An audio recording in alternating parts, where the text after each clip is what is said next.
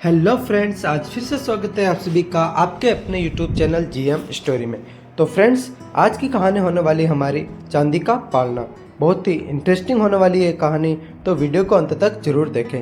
अलका एक बहुत बड़े सेठ जी मदन लाल जी के घर बहू बनकर आई थी। सेठ जी के दो बेटे थे। बड़ा बेटा सुनील जिसकी शादी हो चुकी थी, छोटा बेटा मोहित जिसके लिए अलका को पसंद किया गया था। सेठ मदन लाल जी का कारोबार बहुत फैला हुआ था। देश विदेशों में उनके कई बड़े संस्थान थे जहां बहुत अधिक मात्रा में कपड़ा बेचा जाता था।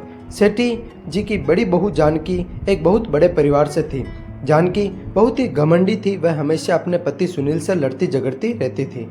पूरा घर इसी बात से परेशान रहता था। धन दौलत नौकर चाकर सब होते हुए भी शांति नहीं थी। सेठ मदन लाल जी का छोटा बेटा मोहित विदेश में पढ़ाई करके आया था। बहुत मेहनती था। सेठ जी के व्यापार को उसने बहुत आगे तक बढ़ा दिया था। विदेशों से आने वाले सभी ऑर्डर को वह खुद संभालता था। सेठ जी ने अपने ही कपड़े के कारखाने में काम करने वाले एक बुनकर की बेटी को अपने बेटे मोहित के लिए पसंद किया था। घर वालों ने विरोध भी किया, लेकिन सेठ जी अमीर घर से रिश्ता जोड़ना नहीं चाहते थे। अलका जब घर में आई तो महल जैसा घर देखकर उसे बहुत आश्चर्य हुआ। सेठ जी, बेटी चिंता मत कर, यहाँ बहुत से नौकर चाकर लगे हुए हैं, तुझे कुछ नहीं करना पड़ेगा। धीरे धीरे तू यहाँ के तौर तरीके सीख जाएगी। अलका, जी पापा जी। जानकी जानती थी कि अलका गरीब घर से है, इसीलिए वह उसे दबाकर रखना चाहती थी। कुछ दिन बाद अलका के पिता और उसका छोटा भाई जगत तो केवल 8 साल का था, अलका को विदा कराने आए। सेठ जी ने दोनों बाप बेटों का बहुत अधिक आदर सत्कार किया। अपनी बेटी को देखकर उसके पिता की आंखों से आंसू बहने लगे। पिता, बेटी तुझे इतना सुख मिलेगा ये तो मैंने सपने में भी नहीं सोचा था। अलका अपने पिता और भाई से मिलकर बहुत खुश हुई। विदा होते समय सेठ जी ने कहा, जब बिटिया का मन भर जाए पीहर से तो बता देना, मैं मोहित को भेज दूंगा। और हाँ, साथ में अपने बेटे को भी भेज देना, अपनी बहन के साथ कुछ दिन रह लेगा। पिता बोला, सेठ जी दामाद जी के लायक हमारा घर नहीं है, मैं इसे खुद ही छोड़ जाऊंगा। सेठ जी ने कहा, नहीं तो रीति रिवाज से है वो ही जाएगा। आपके घर जैसा भी है वह उसका ससुराल है। हाँ, इसके भाई को साथ जरूर भेज देना, हमारे घर में कोई बच्चा नहीं है, हमारा भी मन लगा रहेगा। उसके बाद सेठ जी अपनी गाड़ी से तीनों को भेज देते हैं। घर आकर अलका सारी बात बताती हैं। उसकी बातें सुनकर अलका की माँ रोने लगती है। बेटी, हमारी औकात नहीं है तेरे लिए ऐसा घर ढूंढने की, ये तो सेठ जी की मेहरबानी है, हमेशा सबकी सेवा करती रहना। कुछ दिन बाद अलका को लेने मोहित आता है। वे अपने साथ जगत को भी ले जाते हैं। अलका और जगत का स्वागत होता है। जगत को सब बहुत प्यार करते हैं, लेकिन जानकी उससे बहुत बैर रखती है। एक दिन जगत खेल रहा था, तभी उससे एक कांच का बहुत सुंदर गमला टूट जाता है। कांच पूरे फैल जाता है, जिससे कुछ टुकड़े जगत के पाँव में भी लग जाते हैं। यह देखकर जानकी बहुत गुस्सा होती है। जानकी कहती हैं, जाहिल गरीबों, पता भी नहीं है कितने का था ये गुलदस्ता जिसे तोड़ दिया। अलका, तेरा बाप पूरी जिंदगी भी हमारे कारखाने में काम करे तो भी इसका दाम नहीं चुका सकता। अलका कहते हैं, दीदी बच्चा है, गलती हो गई, माफ कर दीजिए।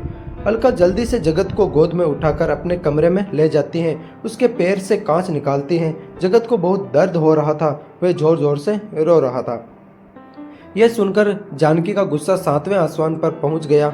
उसने जगत को मारना शुरू कर दिया। अलका उसे बचाती रही, लेकिन जानकी ने नहीं छोड़ा। कहाँ से भिखारी इकट्ठे हो गए हैं। अलका जगत के पैर में पट्टी बांधकर उसे चुप करा सुला देती है। शाम को अलका बाकी सबके आने से पहले एक गाड़ी में बैठकर जगत को अपने पिता के घर पहुंचा आती हैं, जिससे कि बात ज़्यादा न बढ़े। शाम को सेठ जी जगत के लिए मिठाई लेकर आए थे, लेकिन जगत को न पाकर वे दुखी हो जाते हैं। घर के नौकर उन्हें सब बता देते हैं। सेठ जी कहते हैं, जानकी ये बहस नहीं करना चाहते थे। इसी तरह समय बीत जाता है। अलका एक बेटे को जन्म देती है, जिससे सेठ मदन लाल जी की खुशियाँ का ठिकाना नहीं रहता। लेकिन जानकी का गुस्सा 7वें आसमान पर पहुंच चुका था। बच्चे के नामकरण का दिन आने वाला था। सेठ जी ने अलका के घर वालों को न्योता भिजवाया।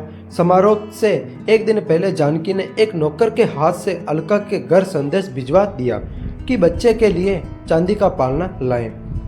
अलका के पिता बहुत परेशान हो गए। उस समय जगत 10 वर्ष का हो चुका था। जगत कहता है, पिताजी छोड़ो, दीदी के घर जाते ही नहीं है। पिता, नहीं बेटे, सब उसे ताने मारेंगे, जाना तो पड़ेगा। जगत, लेकिन पालना कहाँ से आएगा? पिता, बेटा एक काम कर, लकड़ी का ही पालना लेकर चलते हैं। उन्होंने रख लिया तो ठीक है, नहीं तो वापस ले आएंगे। दोनों बाप बेटे बहुत से उपहार लेकर समारोह में पहुंच जाते हैं। सेठ जी और उनके 2 बेटे उनका बहुत स्वागत करते हैं। जिस समय बच्चे का नामकरण होना था उस समय बच्चे को पालने में लिटाना था। चांदी का पालना न देखकर जानकी बहुत गुस्सा हो गई। जानकी, तुम्हें यही लकड़ी का पालना मिला था? हमारे कुलदीप के लिए मैंने कहा था चांदी का पालना लाना है। यह सुनकर अलका के पिता बहुत दुखी हो जाते हैं। पिता, बेटी हमसे जो बन पड़ा वो ले आए, हमें माफ़ कर दो। सेठ जी, समधी जी, आप क्यों माफ़ी मांग रहे हो? जानकी, तुम्हें जो कुछ कहना है मुझसे कहो। वे बेचारे कहाँ से लाए चांदी का पालना, और तुमने इनसे कहा ही क्यों पालना लाने के लिए? अलका पूजा के स्थान पर बैठी अपने पिता और भाई की बेइज्जती देखकर रो रही थी। जानकी, वाह पिताजी, जो रिवाज हैं वो तो करना ही पड़ेगा। सेठ जी, चुप हो जाओ बहू, सब मेहमान जुड़े हैं, मैं सभी चांदी का पालना मंगा देता हूँ। जानकी, नहीं पिताजी, पालना तो मायके से ही आएगा। जगत को बहुत गुस्सा आ जाता है। जगत, बड़ी दीदी, मैं आपसे वादा करता हूँ जब तक अपने भांजे के लिए चांदी का पालना नहीं ला देता चैन से नहीं बैठूंगा। चलिए पिताजी। दोनों बाप बेटे आंखों में आंसू लिए वहां से वापस चले जाते हैं। अगले दिन जगत काम ढूंढने लगता है।